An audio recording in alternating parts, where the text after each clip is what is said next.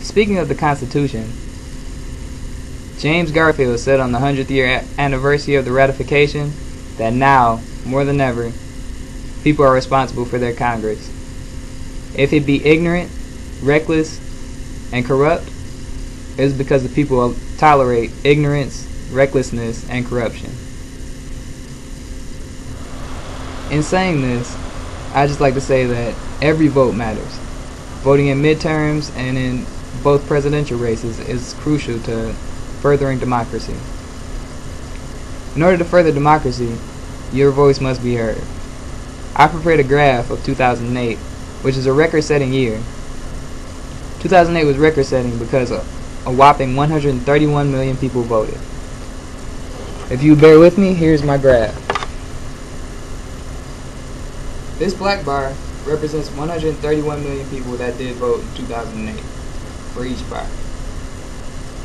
This green portion here is the 94 million people that did not vote for the total population, as this bar represents the total population of the country of the United States.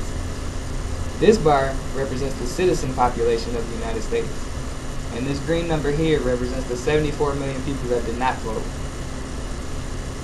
63.64% of people actually did vote in 2008, however, which is represented by the black bar. This bar here is the bar of registered voters. Of the registered voters, 15 million registered voters did not vote in 2008, thus meaning that the black bar represents 89.6% of the population. Voter turnout was a substantial part of President Obama's victory. The voting age population increased about 5 million from the year of 2004. And in 2008, the increase between voting and non-voting parties was up about 5 million. This was very record-setting for 2008. However, in 2010, people did not follow suit. In 2010, a mere 94 million people voted. This number represents 41.8% of the total population. 41.8% of the total population decided who would be your senators and your congressmen. Or, needless to say, almost as well, perhaps more important than the president himself. Without people in Congress to back up the president's decisions, there's no way he can push his legislation. Getting Democrats or people like-minded of Barack Obama into office was essential, or is essential, in the upcoming year. I think it is important to vote not only on presidential elections, but on caucuses and primaries as well. If you do not vote, you do not have any purpose to say you have no place to complain. Organizing parties and everything like that would be a great idea for the young voting age. 18 to 24-year-olds are the swing votes in most states. However, we don't exercise our right to vote. Particularly African Americans aged 18 to 24. In 2006, the end of affirmative action was seen.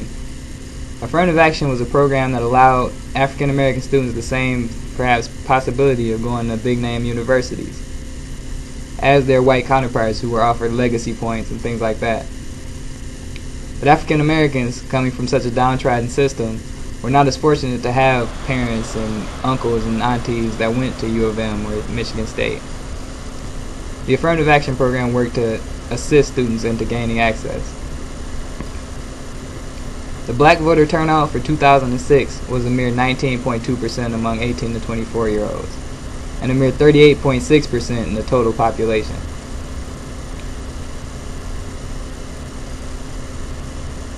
In saying this, I believe it's time for everybody to get together and form their own political party to express their ideas and have the power of their vote heard. Not only just to vote, but to organize and to get your vote to gain power. There's power in numbers. And without speaking and sharing your ideas with other people of your race or of your political group, there's no way you could advance democracy. I'd like to leave you with a little quote by Malcolm X. And in the clip, he goes on to speak about how voting is important and how we must vote in order to gain our right to citizenship, I suppose. Following my clip, Kathy will be speaking on the implications and concluding our speech. And I thank you for your time. Or the bullet. The ballot or the bullet explains itself. But before we get into it, since this is the year of the ballot or the bullet, is my religious philosophy, my political, economic, and social philosophy is black nationalism. As I say, if we bring up religion, we'll have differences, we'll have arguments, we'll never be able to get together. But if we keep our religion at home, keep our religion in the closet, keep our religion between ourselves and our God, but when we come out here, we have a fight that's common to all of us against the enemy who is common to all of us. The political philosophy of black nationalism only means that the black man should control the politics and the politicians in his own community. The time when white people can come in our community and get us to vote for them so that they can be our political leaders and tell us what to do and what not to do is long gone. We must understand the politics of our community, and we must know what politics is supposed to produce. We must know what part politics play in our lives. And until we become politically mature, we will always be misled, led astray, or deceived or maneuvered into supporting someone politically who doesn't have the good of our community at heart.